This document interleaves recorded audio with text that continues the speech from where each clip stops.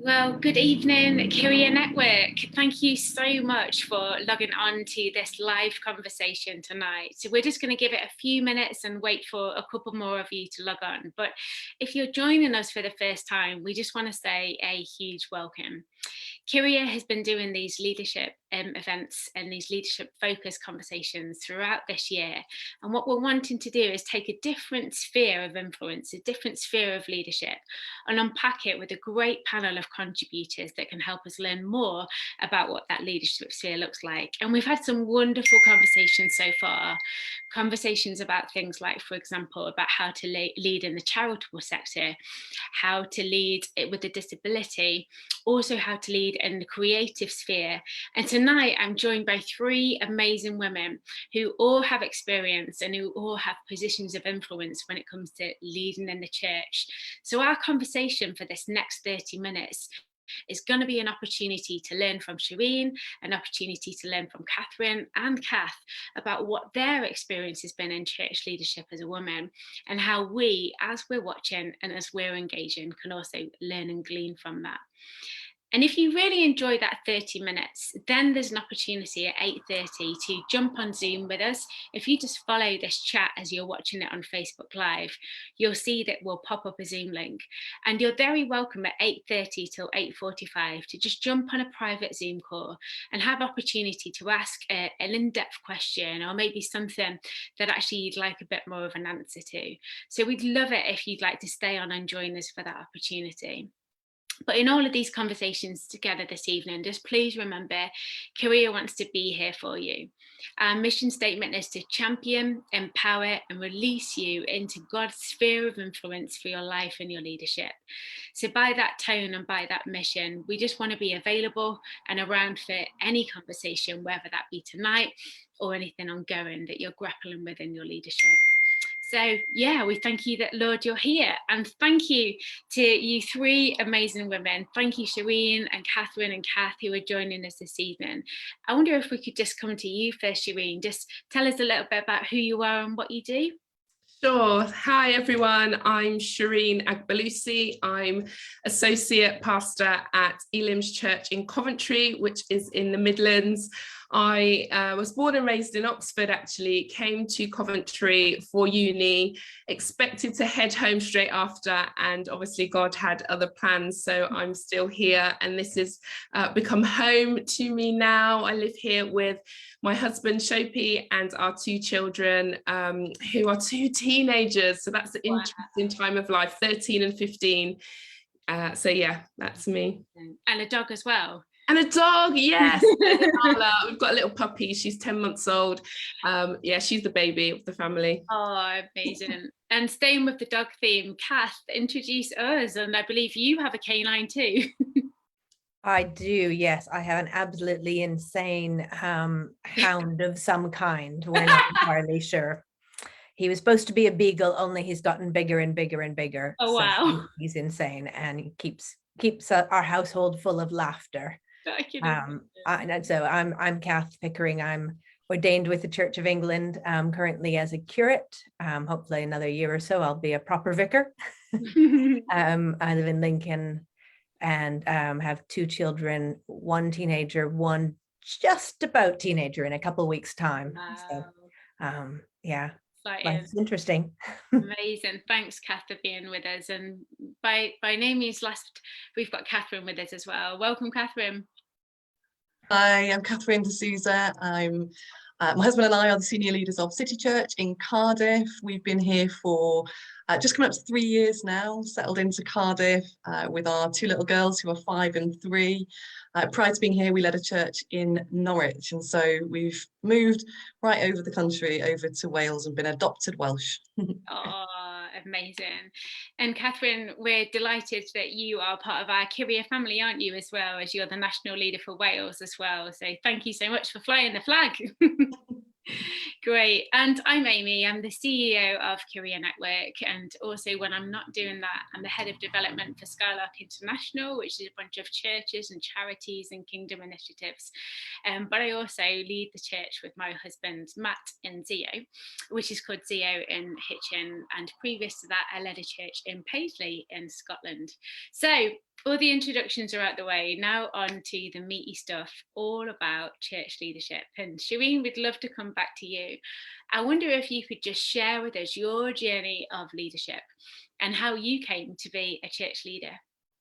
Yeah, I'll try and keep it short and concise. So my background is in working with children and families in a school setting. So I was a pastoral manager and a counsellor, and I did that for many years, working with families with complex needs. And that was sort of my job, my passion, and I did that alongside serving in the church in different ways, so women's ministry, host team, hospitality, that sort of thing. But in around about 2014, I was invited to start the process of becoming a church elder, so being a part of the senior leadership team. And started in church leadership in that way. But I never had in my thinking that I would ever become a pastor. It wasn't a desire of mine. It was never in my thinking. And I remember one year, a lovely lady who I love and respect so much, Helen Yousaf, she came to our church and she just said to me, like, what is your dream? And I was like quite taken aback by the question. And that started a process for me of dreaming for things that were impossible without God. And I started to journal about that and seek God's space about that and create some space to really work out what it is he wanted me to be doing, and what he wanted me to be dreaming for. And my love for my job just almost went overnight, and I knew that God was stirring me for something else. Wow. And it became that being at church filled me. It's where I love to be, where I enjoyed being. And I was called into the senior pastor's office one day, and he basically said that he felt God had been nudging him to have a conversation with me and ask if I'd ever considered being a pastor. And I was really shocked by that, not because it's the first time I'd heard it. I'd had church leadership spoken over me many times over the years since a teenager, but I was just not interested. But for the first time, I could really hear God's voice in that. And that for me started the process of trying to figure out what that would look like for me, what church leadership would look like. So I started the process of becoming a minister in training with the Elim movement. So that's it in a nutshell, really. Amazing. Just such an inspiring story about the fingerprints of God. And yeah, that Helen Yousaf, she's got a lot to answer for, hasn't she? A brilliant way of being bold enough to ask the daring question, you know, about dream. And yeah, Kath, I wonder if we could come to you next, because we'd just love to know a little bit more from you about your decision and your journey and how that came about for you to then become ordained. Well, it was funny because when I was in secondary school, I did one of those sort of career questionnaire things that they often have you do. And mine came up priest, which I promptly disregarded because as far as I knew, only Roman Catholics had priests. And also I was a woman, which clearly ruled me out. And I actually forgot about it, or forgot that had ever happened. But there was something about that, having a sense of a call from God that just never went away. And I think for a lot of years, I was really, really shy when I was young. I know people who know me now would never believe it, but I was. And also for a lot of years, I was really even afraid to speak that out, afraid to talk about it. And eventually, as life took lots of unexpected twists and turns, we moved from Canada to the UK. I was involved in a lot of different churches and denominations through the years. And I did get brave enough to eventually speak that. But the answer always seemed to come back, not here, not yet. But equally, it just never went away, that sort of sense of calling. Through a lot of those years, there were a lot of barriers that made it look impossible, sort of long-term illness, my husband dying, family complications, things that made it look like the impossible dream, really. But still, it just never went away. And through all those years, if I didn't know what it would look like, I probably would have at least I thought I knew what it wouldn't look like. And I've learned of it to not rule anything out with God, but I'm sure I would have said, well, God could take me anywhere, but clearly it will never be back to the Anglican Church. But God has a sense of humor, and he likes to have a laugh. And really, when we moved to Lincoln, there just seemed to be, following the trail of breadcrumbs that I'd sort of followed through a lot of the years, all of a sudden there seemed to be a little pile of Anglican breadcrumbs and connections, and enough sort of odd Anglican connections that just made me stop and think, okay, God, are you doing something here? You know, and eventually worked out that really he was, and he was calling me to where I thought was the unlikeliest place, doing the unlikeliest thing. And yet that was where all the doors opened and things came together. And I ended up, you know, with the dog collar as now Reverend Kath. So just amazing, and it very much suits you in all ways, and just a joy to just continue to hear God's story in your life. And you mentioned about coming over barriers and overcoming obstacles and stuff, and I think we're all reflecting as church leaders with our various hats. There's certainly been barriers and obstacles that we've had to overcome, especially as women. Catherine, what would you say some of those have been for you? And then if any else of you want to just jump in off the back of Catherine and share your own, please do. Thanks. Yeah, I mean, as you say, it's, you know, the reality for women in church leadership is each one of us will have overcome some barriers, will have faced some obstacles.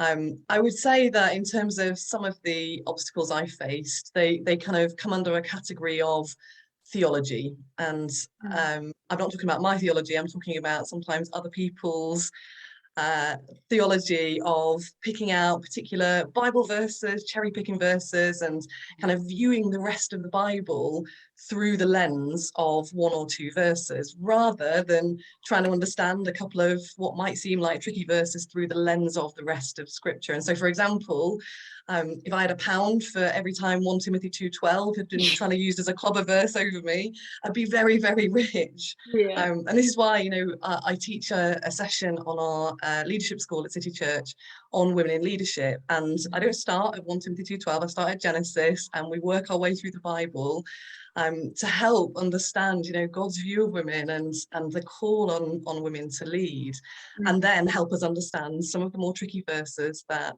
some people have used to try and stop women. And, you know, I kind of use that phrase a bit jokingly, clobber verse, but it literally is a verse, or there are particular verses that people have tried to use to stop women. And so conversations can be shut down, and you know, comments on social media or on YouTube videos, and it's just sort of an answer all, well, there's this verse that says this and therefore it must be wrong.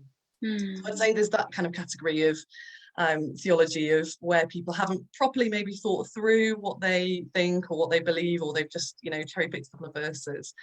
And the other category probably falls under maybe the term expectations is probably the best way to describe it.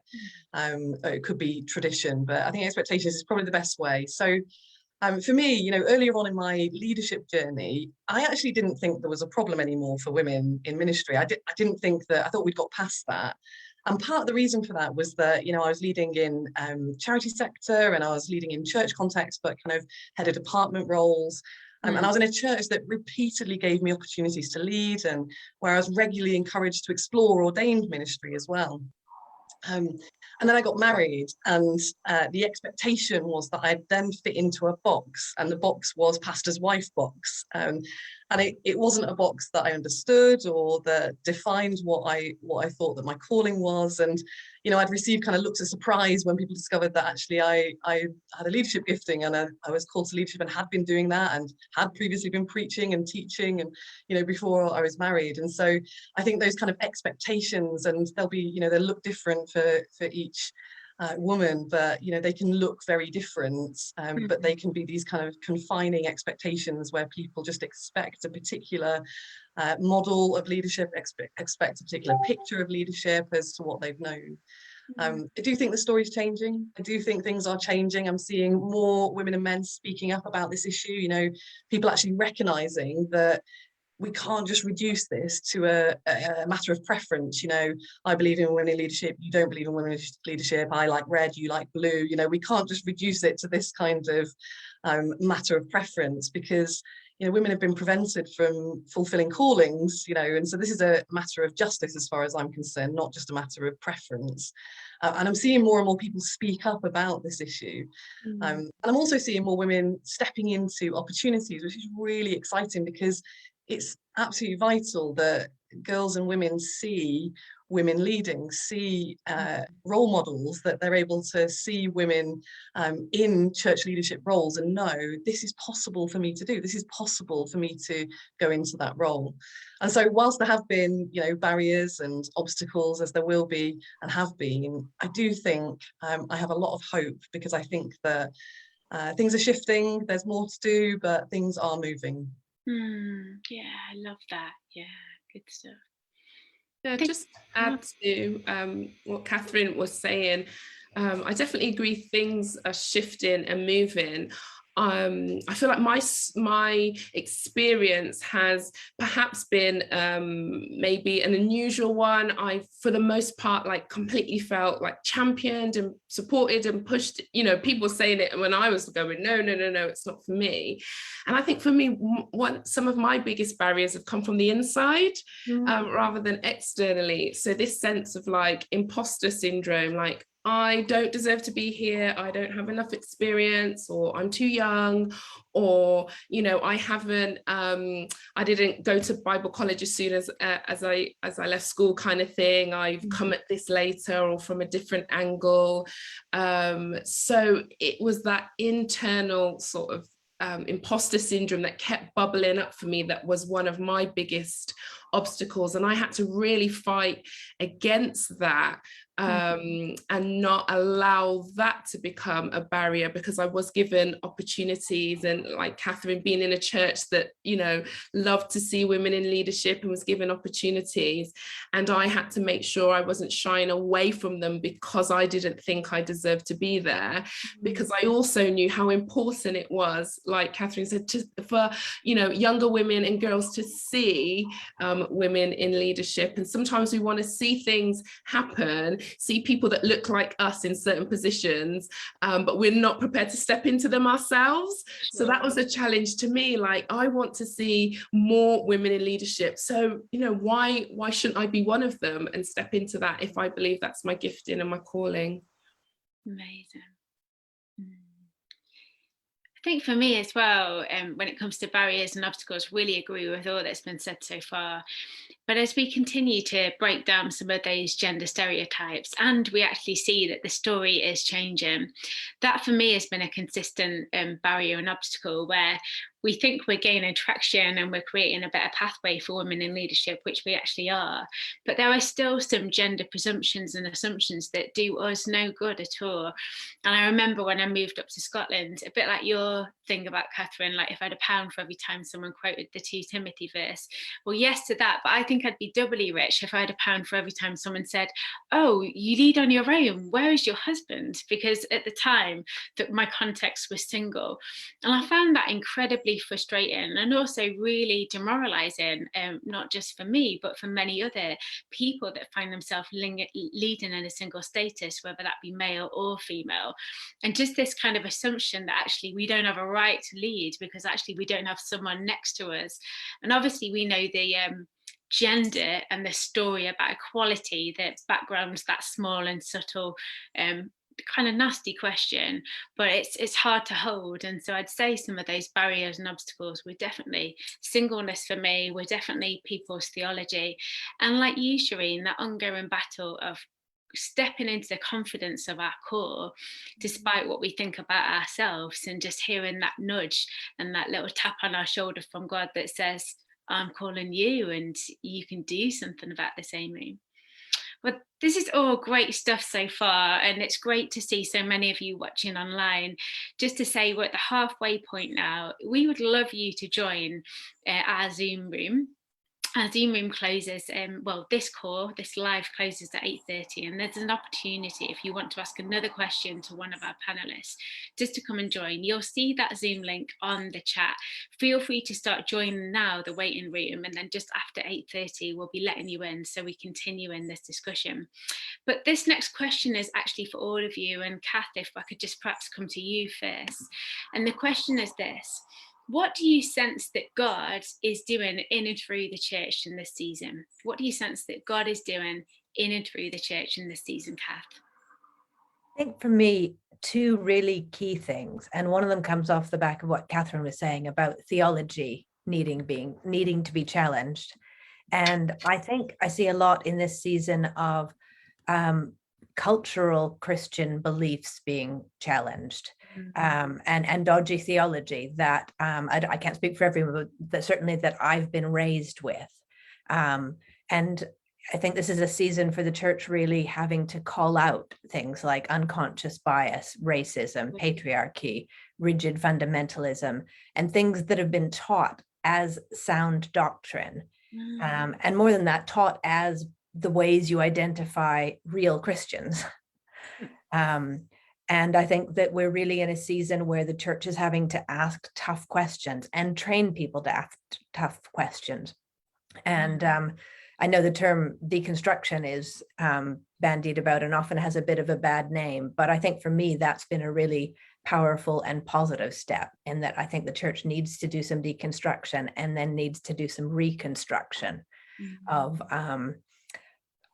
what God is really like and what the Bible really says, in, like Catherine said, that whole grand narrative, not just cherry picking the kind of key verses and proof texting with those.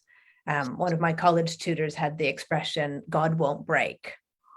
And I think we have to learn how to ask tough questions, trusting that we can do that without God breaking. But I think alongside that, we also need to learn to disagree well.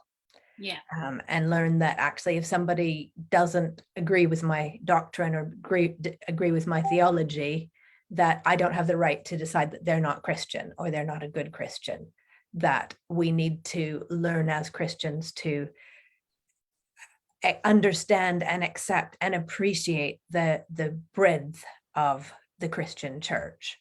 And to learn to be able to ask those tough questions, but also disagree well with each other.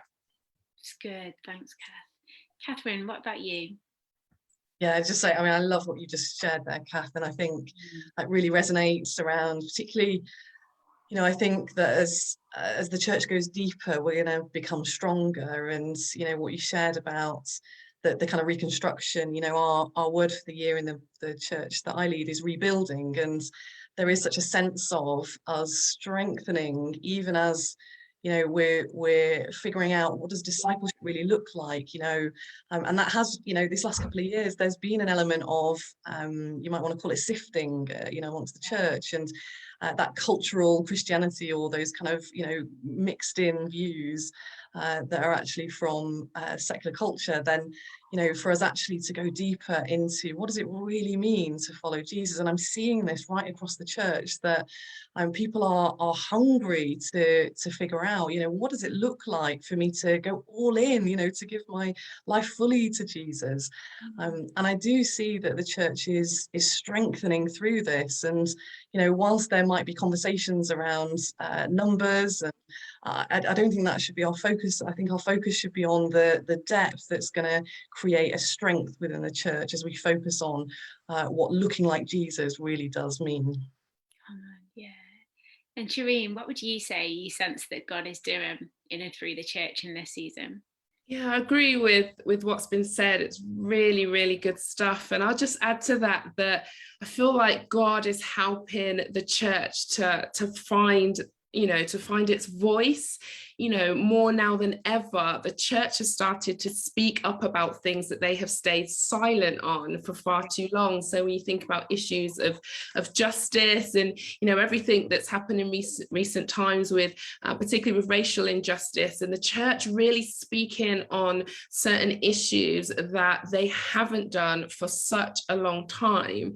And it's about time, and there's real strength in that, and that's brought a real sense of unity, I think, in the church as well, both locally, in local churches. I can see how that strengthened individual churches, but the church in the wider context as well. And in line with sort of finding their voice, I really feel that there's like a prophetic voice that has really been released in this season, particularly after a period where we've been masked and muzzled and sung worship has been restricted and all of those things. I feel like we're coming out the other side with a new sense of, that prophetic voice and those declarations about what God is doing and what he wants to do in and through the church. Amazing. All such great wisdom there, and hope, isn't there? There's hope for the church, and the church, God's bride, is an exciting, vibrant and wonderful place to be in at this moment in time, for sure. And so, ladies, we're having such a great conversation, but we may have to speed up these next questions. But Kath, we'd love to come back to you. I just wonder, when it comes to leadership, what does a commitment to study and what does a commitment to learning look like for you as a church leader? At the moment, in my case, I think it looks a bit like a theology book addiction. My children keep threatening to ban me from Amazon, certainly from buying any more books. But seriously, what it does mean is that responding to the kind of challenges we've talked about earlier, about making sure that I'm reading books that are topical, that are about the current issues, but that are also not just books that help embed my bias further, not just reading books by authors who already agree with what I think I already know, but making sure I read things that stretch me and grow me, and are different from what I would normally just easily pick up and read. So, I mean, I think if you're a Catholic, make sure you're reading things by evangelicals. If you're reading evangelical, read things by Catholics. Don't just read the things that are going to agree with what you already know. And I think if we need to learn well if we want to lead well. That's such great wisdom right there. That's a quote and a half. Yeah. And Shireen, just moving on from that, what about accountability? What about things like mentorship and transparency? Why would you say that's key for us as church leaders? Yeah, it's really important because we need people around us that care enough about us and about our ministries and our work and so on to be honest with us. We don't need just yes men and women around us. We need people who care enough to call us out, in Christian love. It's Galatians 6 that talks about brothers and sisters. If someone's caught in sin, then you need to restore them gently, and that's our responsibility. So having that accountability helps us live more like Jesus. It kind of keeps us straight. We have these people that call us out when we're going on track. But in terms of like mentoring as well, it's important to have the right people around us that come alongside us, that we can learn from their experiences, their wisdom, them going ahead of us. Iron literally does sharpen iron in that respect. And I always think about Mary when she got that news that her life was about to completely change, and she hurried to Elizabeth's house, and it says in Luke 1 that she stayed there for 3 months. And I often wonder what they talked about in those 3 months, but I really know that was a time where Elizabeth came alongside Mary and supported her and walked with her in her journey, and we all need that. So good. Yeah, so good. And Catherine, as a national Welsh leader, I know that that Kyria really wants to see the area and the arena of co-working and co-leading, especially with our male allies, just become greater and just become stronger. I wonder if you could tell us why you feel that's so key to leadership success and God's ongoing story for his church. Yeah, thanks. I think it's really important to recognize that God doesn't call us to do life in isolation, and he doesn't call us to do leadership in isolation either. Leadership is meant to be done together. And so whatever that looks like, whether it's a team leadership model, whether it's a senior leader supported by others, or a co-leadership model, it's never meant to be done on our own.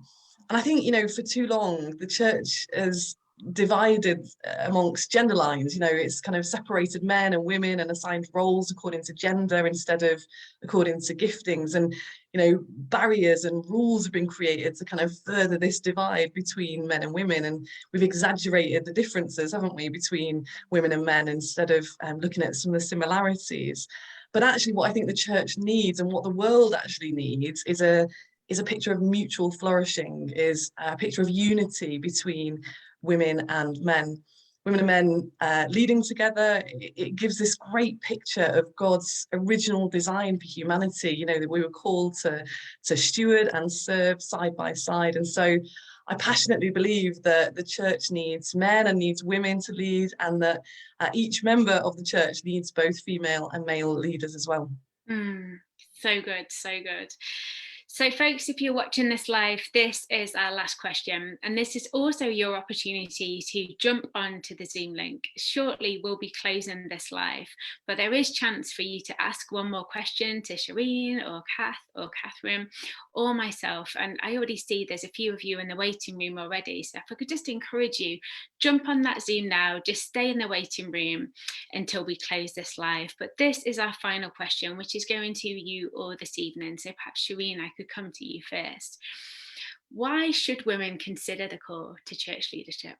And what advice would you give to women when they're thinking about stepping into the arena of church leadership? Yeah, well, I think Catherine's probably answered that first part in terms of, the church needing women to be in leadership is vital for the church to flourish and to grow. And I think if you're considering that, I would say take a step and explore what that would look like for you, because even on this call, it looks different for each of us. And, your confidence doesn't have to be in your own abilities. You just need to be confident that in what God can do with what he's given you. And I think sometimes if you don't take that step, we'll never know. And what happens is God will keep nudging and pushing and whispering and prodding until you do take that step. I can testify to that. So just explore it. And if you've got the right people around you, then there's no doors that God wants to open that people can keep closed. That's so good. And Kath? Yeah, I think a lot of the same with that. It's, the why is because God calls us to. And, our job is to say yes. And I think it helps to sort of know that's all our job is to say yes. We don't, when we hit the other voices and the people saying we can't and the people saying we shouldn't, in a sense, our job isn't to change all of them. Yeah. It's just to change us. It's just we answer to God. And if he's called us, then, what else can we say but yes? I love that. And Catherine? Yeah, I mean, it's been said already, but, if we're going to make disciples of all nations, if we're going to be a witness to God, we need the whole church, not just half of the church. We need everyone to be using their gifts and fulfilling their calling. And if that is calling to church leadership, then we need to be obedient to God. My advice, I think, would be, and I borrow this from Joe Saxton. So Joe Saxton talks about just like it takes a village to raise a child, it takes a village to raise a leader. And so my advice would be build your village, build the people around you who are going to be, like Shireen talked about, mentors, who are going to be encouragers, who are going to be your supporters, who are going to be those that are your peers. Build your village and make sure that you're surrounded by people who are willing you on and wanting you to thrive in your leadership. And I think I'd just love to add to that, if you're considering church leadership tonight in whatever way that looks like, whether that's something of a more full-time role or a part-time role, or if you're doing it with other jobs on the side and you're doing it in a more voluntary capacity, I think I'd just say, at the risk of sounding really obvious and holy, just increase your prayer life. You know, in all of this, we need that unshakable confidence that only can come from Holy Spirit. And so as we increase in our covenant relationship with God, that sometimes just allows all the other voices and all the other voice and all the other noise just to die down. And as we increase those holy secret moments with God, it's his voice that matters, as Kath just so beautifully said. And around that, as we increase that prayer life, as has already been said, we increase that village of people and that community of people that spur us on. And my encouragement has always been to just take a little bit of a look and a glance at the word that just edifies and supports women of all shapes, sizes and abilities, from Old Testament to New, and our male allies too. And I stand back and I look at some of these women in scripture sometimes, and my overarching question is, well, God, if you can use them, then that means you can use me. And I receive your call, and I would willingly step into that place. So friends, we have some people in the waiting room. We're going to close this live right now. If you're watching us, thank you so much for being with us this evening. Shireen, we're so grateful. Catherine, Kath, for all of your wisdom. This is your one last chance as I close this Zoom, if you're watching on Facebook Live, to jump onto this Zoom call right now, and we'll carry on in our conversation for about 15 minutes. So thank you so much, everyone, for being with us, and God bless. Goodbye.